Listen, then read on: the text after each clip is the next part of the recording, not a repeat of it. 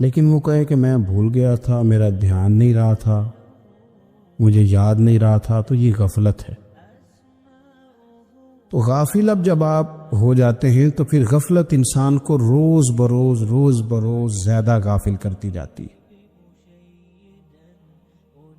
مال کماتے کماتے مقصد مال نہیں بنانا، دولت حاصل کرتے کرتے محبت دولت کی نہیں دل میں پیدا کرنی، بال بچے، گھر بار، مکان، اس کے پیچھے بھاگتے بھاگتے ایسا نہ ہو کہ پلٹ کر دیکھیں تو ہمارا بہت سا روحانی، فکری اور ذہنی نقصان ہو چکا ہو۔ بہت سارے لوگ ہم میں سے ایسے ہیں جو الحمدللہ مقصود نہیں دولت کو بناتے، جن کا مقصود رزق حلال ضرور ہے لیکن وہ اس کو اپنے ذہن پہ سوار نہیں کرتے، صرف دولت کی ہو کے زندہ نہیں ہے، وہ اللہ کے بندے بن کے زندہ ہے، رسول اللہ صلی اللہ علیہ وسلم کے غلام بن کے فخر محسوس کرتے۔ دولت کی طرف جتنی زیادہ ہماری توجہ ہو گئی ہے اور مال کی جانب جتنا زیادہ ہمارا ذہن ہو گیا، سارے رشتے مال میں تلنے لگ گئے، ہر چیز کو اسی عینک سے دیکھا جانے لگا ہے۔ اللہ تعالیٰ نے قرآن مجید میں ارشاد فرمایا کہ یا ایھا الذین آمنوا لا تلہکم اموالکم ولا اولادکم عن ذکر اللہ، اے ایمان والو، تمہارا مال اور تمہاری اولاد تمہیں اللہ کے ذکر سے کہیں غافل نہ کر دے۔ اولاد بھی تمہاری ہے، مال بھی تمہارا ہی ہے، رہے گا بھی تمہارے پاس، لیکن اس کی موجودگی میں غافل نہ ہو جانا، غافلوں جیسی زندگی نہ بتانا۔ جو لوگ سڑک کو منزل بنا لیتے ہیں وہ رستے میں رہ جاتے ہیں۔ سڑک جو ہوتی ہے وہ راستہ ہوتی ہے، منزل نہیں ہوتی۔ یہ جو رزق ہے، دولت ہے، مال ہے، اولاد ہے، یہ تو سارا رستہ ہے اللہ کی طرف جانے کا، کہ تھوڑا سا رزق حلال کمائیں، کمر سیدھی ہو جائے اور پھر ہم اپنے رب کریم کی عبادت کریں۔ ہم رزق حلال کمائیں تاکہ ہم ہاتھ پھیلانے سے بچیں اور ہم اللہ کے بندوں کی ضروریات کا خیال کریں، دین کے کاموں میں اپنے آپ کو مشغول کریں، کچھ نہ کچھ اپنا حصہ پیش کریں۔ یہ مقصود تھا، یہ منزل نہیں، یہ تو صرف ایک رستہ تھا۔ ہم نے اب کیا کیا ہے کہ یہی چیز ہماری منزل بن کے رہ گئی ہے۔ رات پیسے گننا، سویرے اٹھ کے پھر گننا شروع کر دینا، پیسوں میں رشتوں کو تولنا، پیسے کے ساتھ ہی اپنے آپ کو ہر وقت لگائے رکھنا، الجھ کے رہ گئے ہیں لوگ، الجھ کے، اور پھر کوئی بندہ جیت نہیں رہا۔ ہمارے دادا بھی یہی کہتے تھے کہ کچھ پیسے کمانے ہیں تاکہ بچے پال لوں، یہ کہتے کہتے چلے گئے۔ ہمارے ابا بھی یہی کہتے تھے، پھر اس کے بعد ہم نے بھی یہی بولنی شروع کر دی ہے، تو جیتا تو کوئی بھی نہیں، جیتا تو کوئی بھی نہیں۔ مال کو ضرور حاصل کرے۔ حضرت بہاءالحق نقشبند بخاری رحمۃ اللہ علیہ فرماتے، میں نے نا مینا کے میدان میں ایک نوجوان دیکھا جو لاکھوں کا کاروبار کر رہا تھا، لاکھوں کا، دیناروں کا کاروبار کرتا تھا، سونے چاندی ہیرے جواہرات کا کام کرتا تھا، لیکن فرماتے میں نے اس کے دل پہ نظر ڈالی، لاکھوں کا کام کرتا تھا پر اس کا دل ایک منٹ کے لیے بھی اپنے رب کی یاد سے غافل نہیں تھا۔ ہر وقت اس کا دل اپنے مالک کی یاد میں مصروف تھا، ہر وقت۔ ارشاد فرماتے ہیں کہ میرا شروع میں اس کے بارے میں گمان یہ تھا کہ دیکھو یہ شخص کیا کر رہا ہے، پیسہ کما رہا ہے، دولت کے چکر میں پڑا ہوا ہے۔ فرماتے ہیں کہ پھر میں نے ایک اور منظر دیکھا، ایک اور رنگ میں نے دیکھا کہ وہ کما رہا تھا، اور پھر اختتام حج پہ میں نے دیکھا کہ جو کمایا تھا سارا اللہ کے بندوں پہ خرچ کر رہا تھا۔ آپ اور میں، ہم نے دیکھنا صرف یہ ہے کہ کہیں ایسا تو نہیں ہے کہ دولت میں الجھ گئے۔ بہت سارے لوگوں نے یہ کہا تھا، ہم سنتے تھے جب کوئی آدمی جانے لگتا تھا نا پردیس پیسہ کمانے کے لیے، تو وہ کہا کرتا تھا کہ میں ملک سے باہر جا رہا ہوں، 2 4 5 سال لگا کے آؤں گا، واپس آ کے پھر یہاں میں نے کوئی کام کرنا ہے۔ تھوڑے سے پیسے کماؤں تاکہ یہاں نہ پھر میرا سلسلہ کوئی بن جائے۔ وہ 3 سال لگانے گئے تھے پر 30 گزر گئے ہیں، لوٹ کے واپس کوئی نہیں آئے۔ وہ 4 سال کا کہہ کے گئے تھے پر سال 40 ہو گئے، لوٹے نہیں۔ کیوں نہیں لوٹے؟ اس لیے کہ پہلے مفاد چھوٹا تھا، خیال یہ تھا کہ تھوڑے سے پیسے آ جائیں گے، بچوں کا خرچہ چلنے لگ جائے، فیسیں پوری ہونے لگ جائیں، اور مجھے کسی سے مانگنا نہ پڑے تو بس پھر میں کامیاب ہوں۔ یہ طے کیا تھا۔ اس کے فوراً بعد پھر جب باہر گئے تو خیال آیا کہ نہیں، صرف پنکھے کا نہیں، اے سی کا بل بھی دینا پڑے گا۔ پھر تھوڑا اور آگے بڑھے تو خیال آیا کہ چھوٹی گاڑی پہ گزارا نہیں ہوتا، بڑی گاڑی نہ لے لیں۔ پھر خیال آیا کہ بڑی گاڑی لی ہے تو یہ تو اندر کھڑی نہیں ہوتی، سامنے والا پلاٹ مل جائے تو ذرا گراج اچھا بن جائے گا۔ پھر الجھتے الجھ گئے دوستو۔ پھر نہ مالک حقیقی کی جانب وہ نظر جو ہماری ہونی چاہیے تھی نہ رہی۔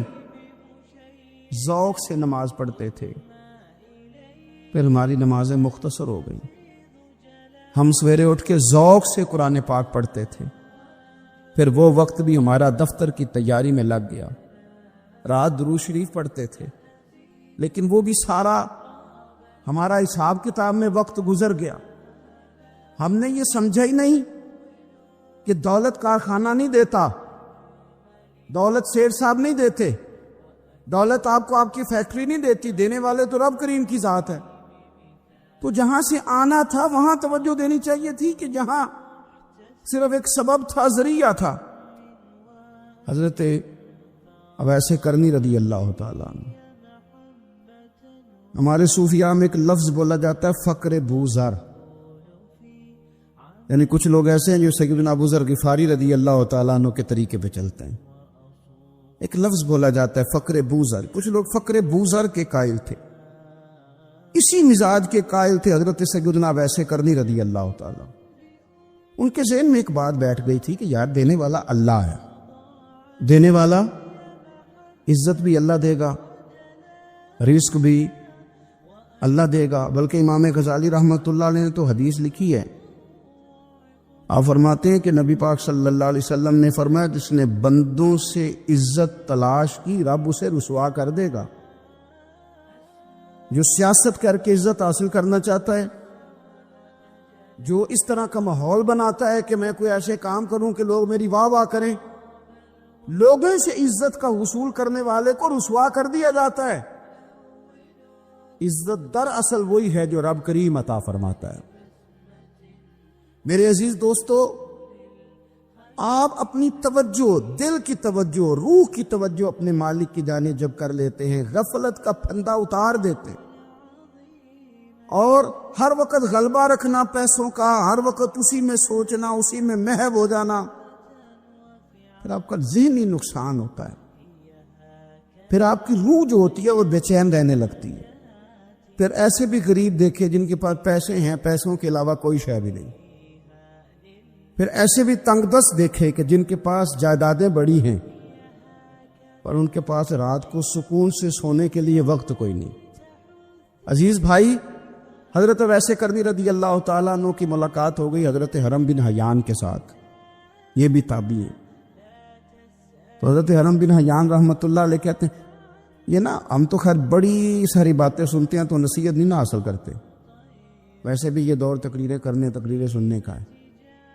جو عمل کرنے والے لوگ تھے ان کا کیا طریقہ تھا کہ وہ ایک دو جملے کافی تھا، علم و بس کری ہو یار، وہ ایک کوئی حرف تینوں درکار، جملہ ایک بھی تیرے لیے کافی ہے، لیکن شرط یہ کہ تو عمل کا ارادہ رکھتا ہو، تیرا خیال ہو کہ عمل کرنا ہے۔ وہ لوگ نا مختصر سی باتیں کرتے، مختصر سی نصیحتیں کرتے، لیکن وہ اخذ جلدی کرتے، اس میں سے اپنے لیے خیر جلدی تلاش کرتے۔ حضرت حرم بن حیان کی ملاقات ہوئی حضرت اویس کرنی رضی اللہ تعالیٰ عنہ کے ساتھ، تو حضرت حرم بن حیان کہتے ہیں میں نے عرض کی حضور میں کسی ملک میں جا کے رہنا چاہتا ہوں، کہیں سکونت اختیار کرنا چاہتا ہوں، یہاں سے ہجرت کرنا چاہتا ہوں، تو مجھے کوئی آپ مشورہ دے میں کہاں جاؤں؟ تو فرماتے ہیں کہ میں نے جب یہ سوال کیا تو حضرت اویس کرنی نے مجھے اشارہ دیا، فرمانے لگے ملک شام چلا جا۔ کہتے میں نے اگلا سوال کیا حضور وہاں جا کے کاروبار کیا کروں گا، رہوں گا کیسے، کھاؤں گا کہاں سے؟ تو فرماتے ہیں حضرت ویسے کرنی نے رومال اٹھایا، کندھے پہ رکھا اور چلنے لگے۔ میں نے کہا حضور آپ نے سوال کا جواب ہی نہیں دیا۔ تو فرمانے لگے جس دل کو ابھی تک یہی یقین نہیں آیا کہ روزی کون دیتا ہے، اسے میں نصیحت کیا کروں؟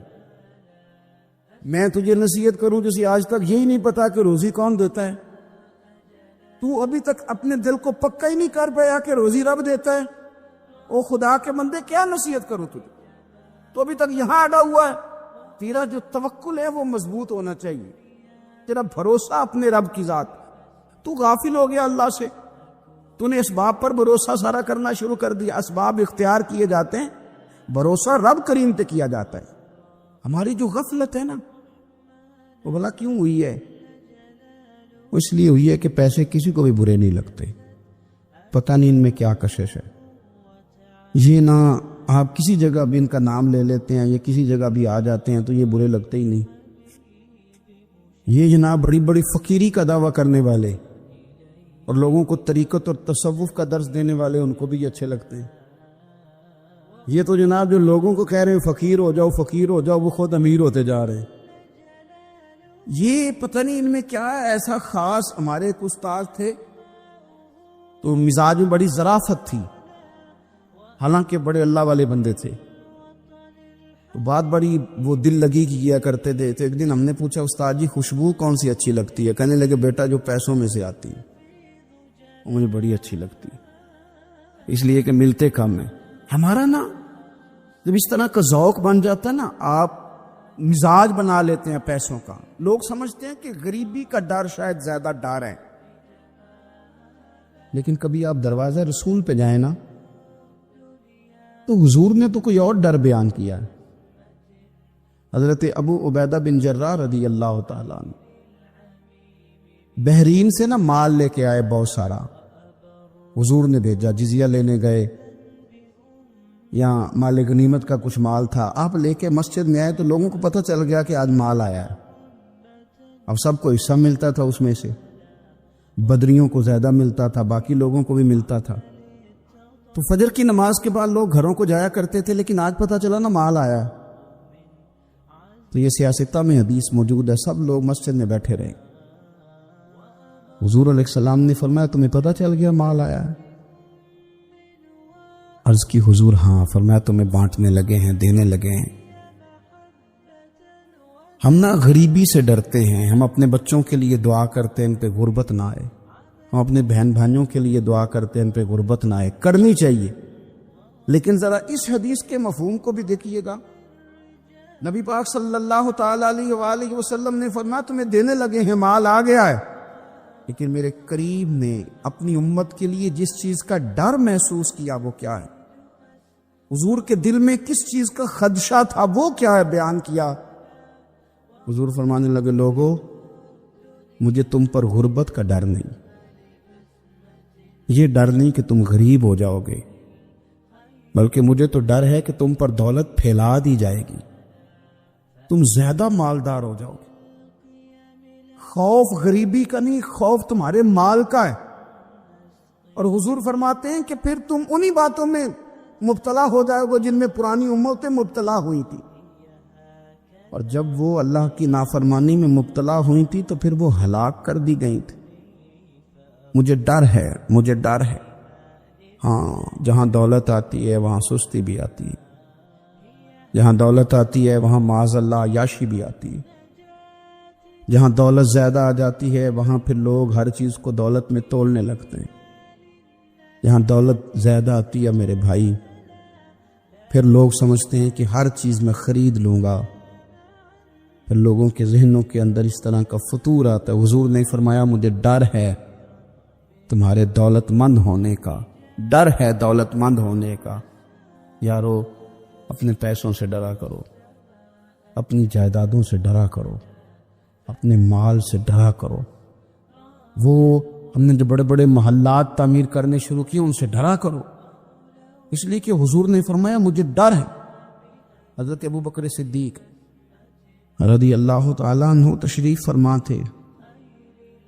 ہمارے نا بچے بہت زیادہ آسانی مانگتے ہیں۔ اقبال نے کہا لہو مجھ کو رلاتی ہے جوانوں کی تن آسانی۔ جب میں جوانوں کا مزاج دیکھتا ہوں نا کہ اتنے آرام پسند ہو گئے ہیں تو پھر میری آنکھوں سے لہو بہتا ہے۔ لہو مجھ کو رلاتی ہے جوانوں کی تن آسانی، ان کا وجود اتنا آسانی کا ماحول لینا چاہتا ہے، ذرا سی بھی کوئی تکلیف آپ دیکھ لیں، لائٹ بند ہو جائے تو مصیبت کھڑی ہو جاتی، کسی جگہ چند منٹ کے لیے آدھے گھنٹے کے لیے ٹریفک بند ہو جائے تو مثلاً کیا ہو جائے گا، لیکن یہ کہ طبیعتوں میں تلخی، اور جب وہ گاڑیاں آہستہ آہستہ چلتی ہیں تو ایک دوسرے سے آگے بڑھنے کی وہ شدت، وہ ہمارے مزاج میں ایک دوسرے کے بارے میں دل میں بڑے بڑے جملے، کیوں؟ اس لیے کہ ہماری طبیعت آسانی پسند ہے، ذرا سی بھی کوئی رکاوٹ ہم نہیں برداشت کرتے، تھوڑی دیر کے لیے ٹھہرنا پڑ جائے ہمارے لیے بڑا مشکل کام ہے۔ داتا صاحب رحمۃ اللہ علیہ نے کشف المعجوب کے اندر لکھا ہے کہ صوفیاء کا ایک گروہ ایسا گزرا ہے جو ملامتی کہلاتے ہیں، ان کو لوگ برا کہیں تو وہ خوش ہوتے ہیں، وہ سمجھتے ہیں جب لوگ تنقید کرتے ہیں تو نفس پہ بوجھ پڑتا ہے، جب کوئی دل توڑتا ہے تو اللہ کی بارگاہ میں رونا آسان ہو جاتا ہے۔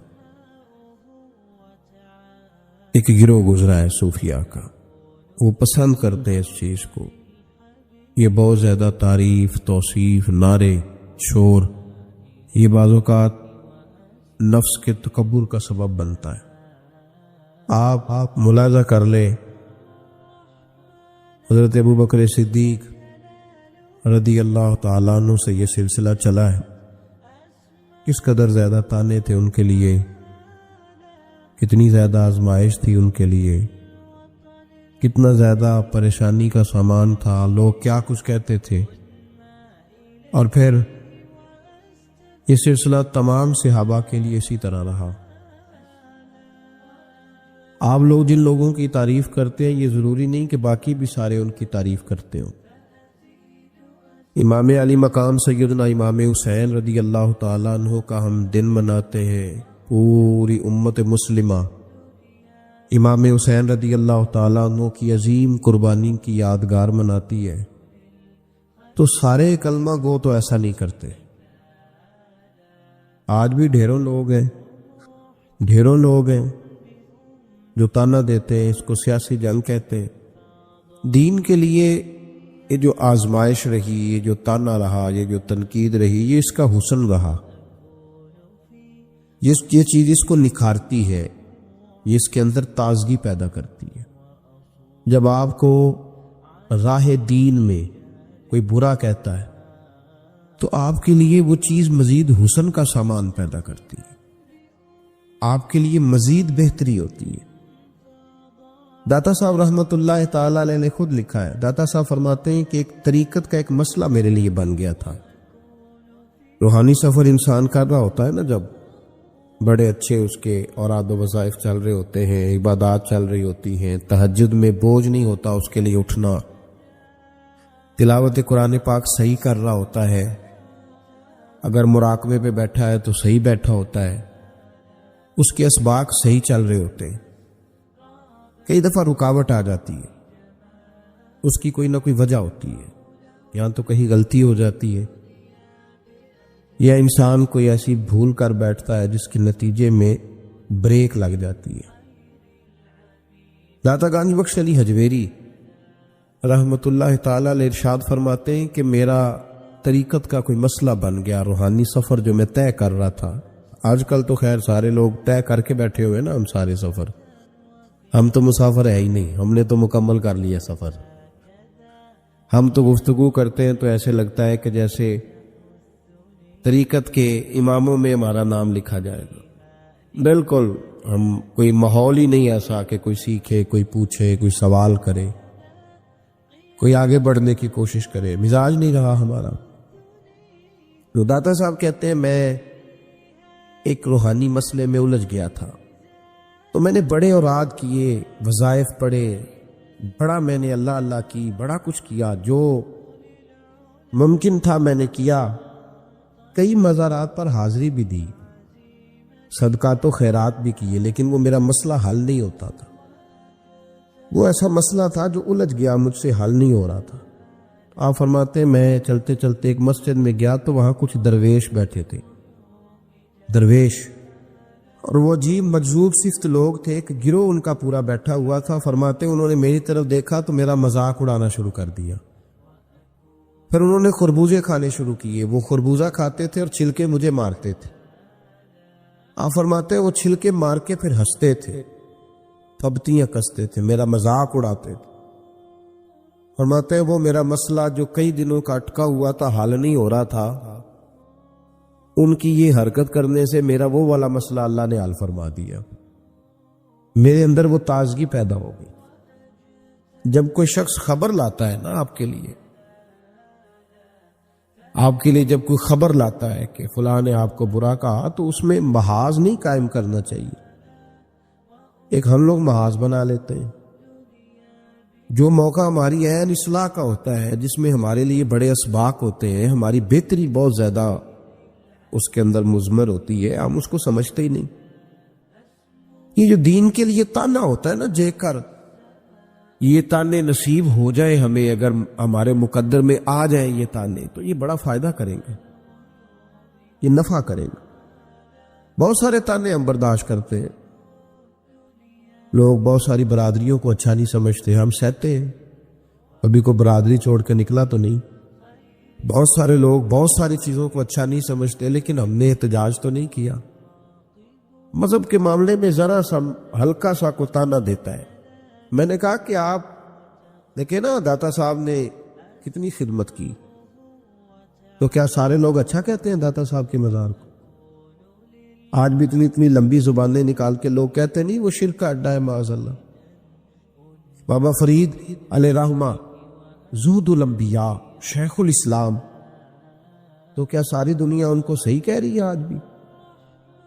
تو یہ تو بھائی لطف ہے، آپ اس لطف کا رنگ کیوں خراب کرتے؟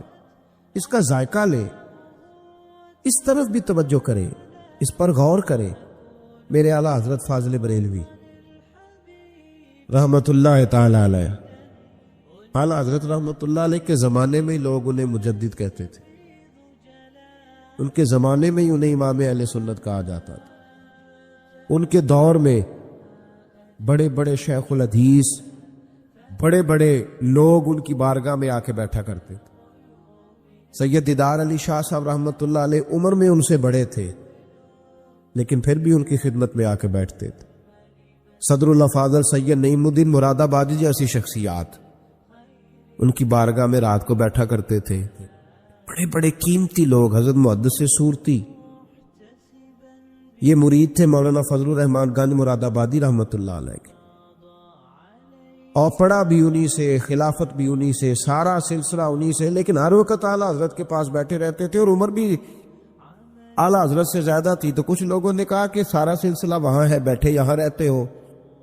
فرمانے لگے یار جو ایمان کی لذت ان کے پاس ملی ہے وہ کسی اور جگہ نہیں ملی، ہر چیز اپنی جگہ پہ، لیکن اس کے ساتھ ساتھ ایک دوسرا پہلو بھی تھا۔ جس طرح آج لوگوں نے شور ڈالا ہے نا، اتنی تنقید شاید کسی شخص پہ ہوتی ہو جتنی فاضل بریلوی پہ معاذ اللہ کی جاتی ہے۔ لوگ بدعتی کہہ کے، قبر پرست کہہ کے، بڑا کچھ کہہ کے تانے نہیں دیتے، انہیں الزامات نہیں لگتے۔ تو یہ آج نہیں شروع ہوئے، یہ اس زمانے میں بھی یہ سلسلہ جاری تھا۔ اور جب وہ بچوں کو دودھ پلاتی ہے تو رب اسے غلام آزاد کرنے کا ثواب عطا کرتا ہے۔ میری بہنوں، ماؤں، بچیوں، یاد رکھو مرد کے بھی حق ہے، اور رسول کریم صلی اللہ علیہ وسلم نے جو فرمایا ہے ہم اس میں کمی پیشی کے حقدار نہیں ہے۔ یاد رکھنا ان کے بھی حقوق ہے۔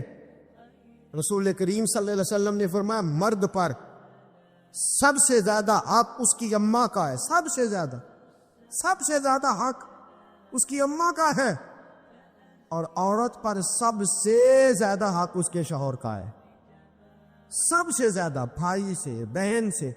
اگر وہ پسند نہیں کرتا ملاقات کرنا تو نہ کر، اگر وہ، اور حضور سید عالم صلی اللہ علیہ وسلم نے فرمایا بی بی نمازیں پڑھے، روزے رکھے، تلاوتیں کرے، لیکن اس کا خامن ناراض ہو، اللہ اس کی کوئی نماز قبول نہیں فرماتا، اللہ اس کا کوئی روزہ قبول نہیں فرماتا۔ اس کی کوئی تسبیح قبول نہیں فرماتا، اور فرمایا اور تو تم اس حال میں مر گئی کہ تمہارا خامد تم سے راضی تھا تو اللہ تم سے حساب ہی نہیں لے گا، بغیر حساب کتاب جنت عطا فرما دے گا۔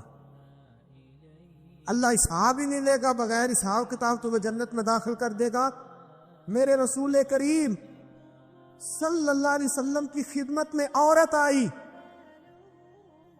یا رسول اللہ صلی اللہ علیہ وسلم مجھے خامند کے حقوق بتلا دے، اگر میں پورے کر سکوں تو نکاح کروں ورنہ نہ کروں۔